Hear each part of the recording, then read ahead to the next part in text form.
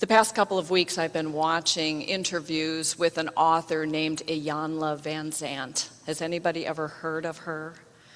She is actually a well-known author and spiritual teacher, and she was on a cable network for a while. She had a show called Iyanla Fix My Life, and people would go to her and tell her all the problems they were having in their lives, and she would help them from a spiritual perspective to actually fix their life. So she wrote a book, the latest book, actually she's written many, but the latest one is called Spiritual Hygiene. And that kind of piqued my interest. She said that because we live in a time that is moving so quickly and there are so many things changing and there's social media and there's so much anxiety and stress, that even though we take care of our bodies, we brush our teeth, we wash our face every day, we put on clean clothing, we do all the things we have to do for the body, but we don't take care of our spirits. We don't even check in with our spirit most days to see how it's doing, and we certainly don't clean it up. And she says because of that, many of us have spirits that are congested, constipated, or contaminated. And we need to spend a little time every day in spiritual hygiene. She said that if we don't have a clean and clear spirit, we will not be able to see clearly what's happening around us, and we will not respond appropriately. And that is what Jesus is talking about in our reading this morning, that we don't often see what is right in front of us, and then we are unable to respond appropriately because we haven't understood. So he begins by saying, this generation, it just does not know what is going on. The children know. The children are saying, hey, we're playing a polka, but you all are trying to waltz. We're playing a country western song, but all of you are doing the robot, or you're trying to be in a ballet. You aren't lining up with what's actually happening here. The children see that, but the adults do not. And so Jesus is using this as an example to say, look, John the Baptist, he had a great message. He talked all about repentance and baptism and preparing for the realm of God. But all you people saw was this weird guy who lived alone out in the wilderness and ate bugs. And you said, he's got to have a demon. It doesn't matter what message he's bringing, you can't see it because you are spiritually congested. And then Jesus himself comes with a wonderful message of good news of God's love and abundance for everybody. And then he sits with some sinners and some tax collectors, and he talks to women, and he talks to children. And then, I imagine, he pops open a Bud Light, and everybody loses their minds because they can't hear anymore what he's saying. They can't receive it because he's not like them. People don't understand what he's saying because they are spiritually congested. Now, Iyanla started out congested and finds that a daily practice is the only thing that really keeps her spirit healthy. But she started out just like everybody else does, just trying to survive. It's a tough world out there. Iyanla was born in the backseat of a taxi in Brooklyn to an alcoholic mother. She was the product of an extramarital affair, so she really didn't see much of her father. Her mother died when she was 2, and she went to live with a grandmother, and this grandmother was very religious but not very spiritual, and she thought she could beat the devil out of her granddaughter.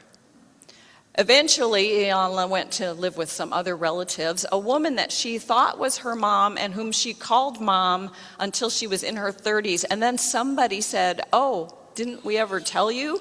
Your mother died when you were 2. She didn't even know.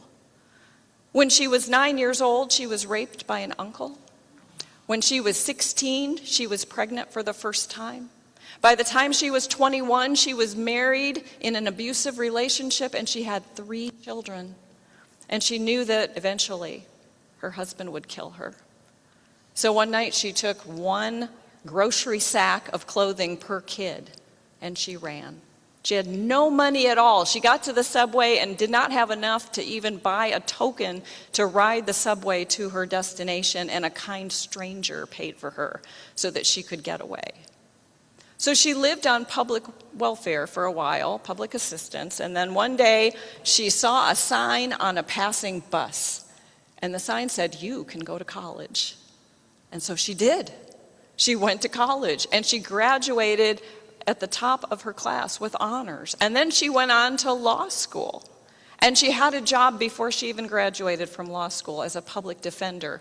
She had it all for a while. She had her own office. She had an important job. She was taking care of her children and her family. She had left that abusive relationship behind. She had achieved everything that we say is important for somebody to achieve.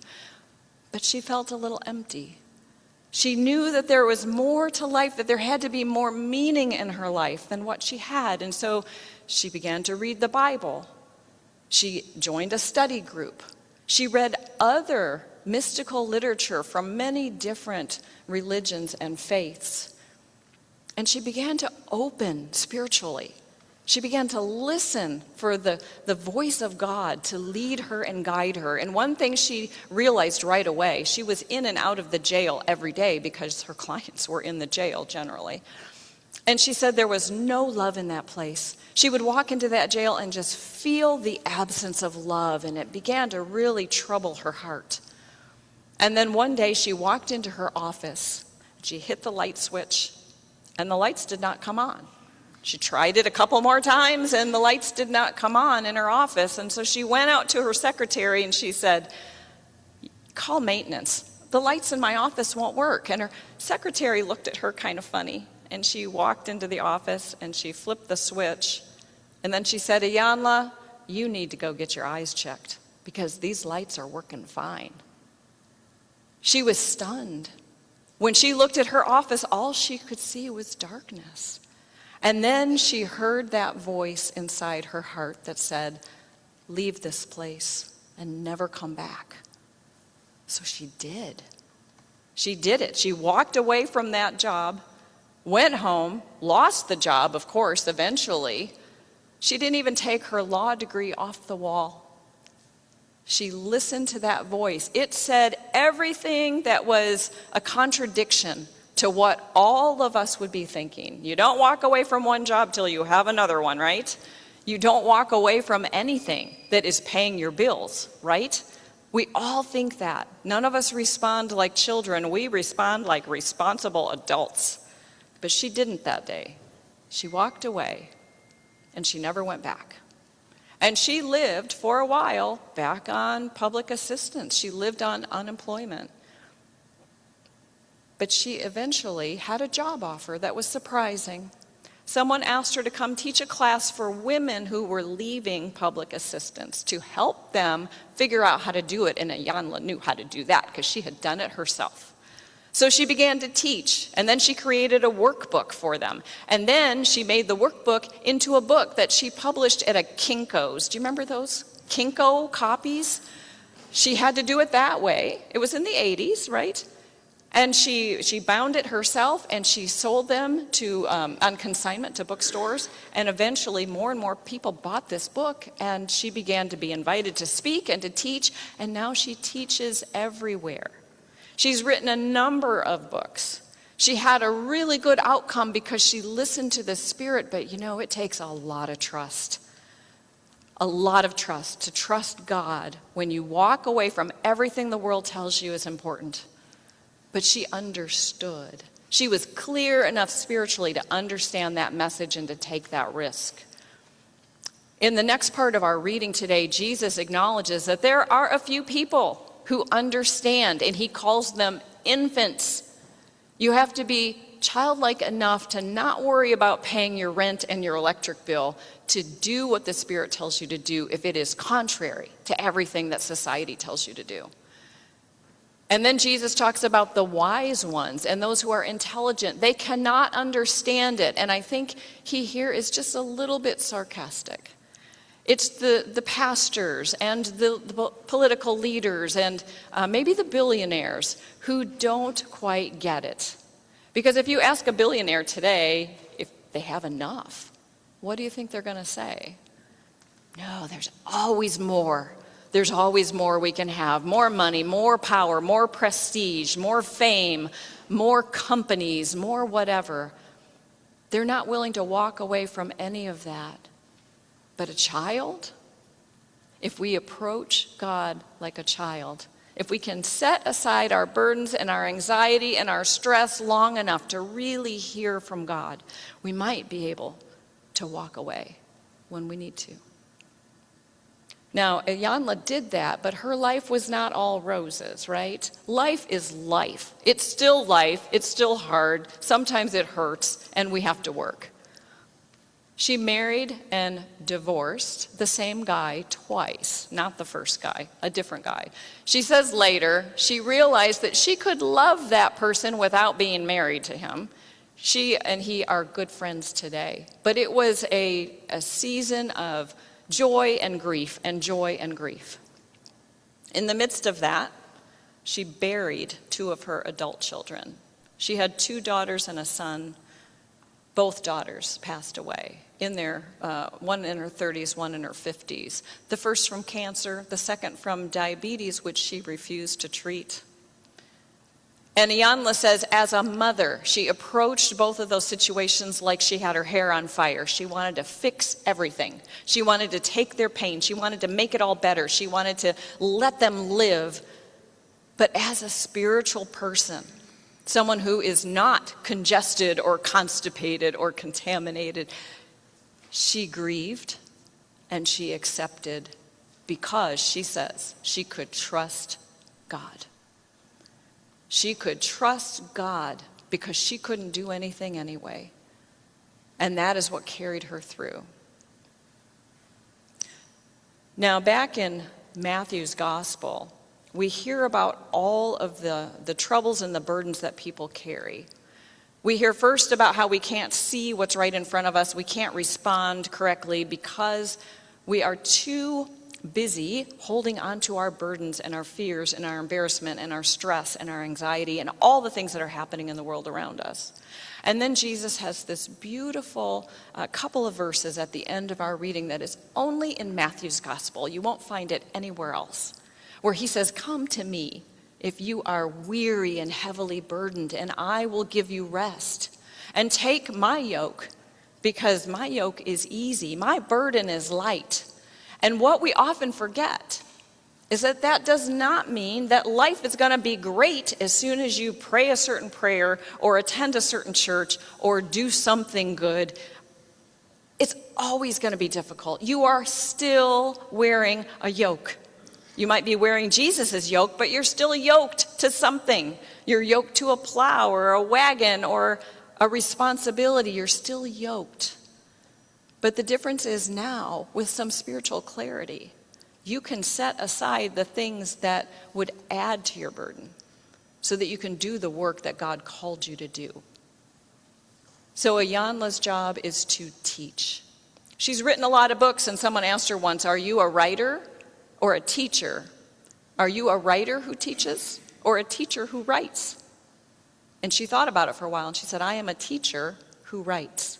I'm always trying to teach people how they can live a life closer to God and be able to trust God in the midst of all of those heavy burdens that we carry, to actually lay them down." How do we do that? It's easier when it's my backpack and I can unload it. It's much lighter now. But most of us don't know exactly how to do that. Or we do it in prayer and we say, "I'm going to lay this down," and then 2 minutes later we're still worried about it, right? Iyanla says it's so simple that you won't do it. It's so simple that you'll say, "Oh, that can't be right." It's got to be harder. We want to make it more difficult. She says the first thing we must do is breathe. Just breathe.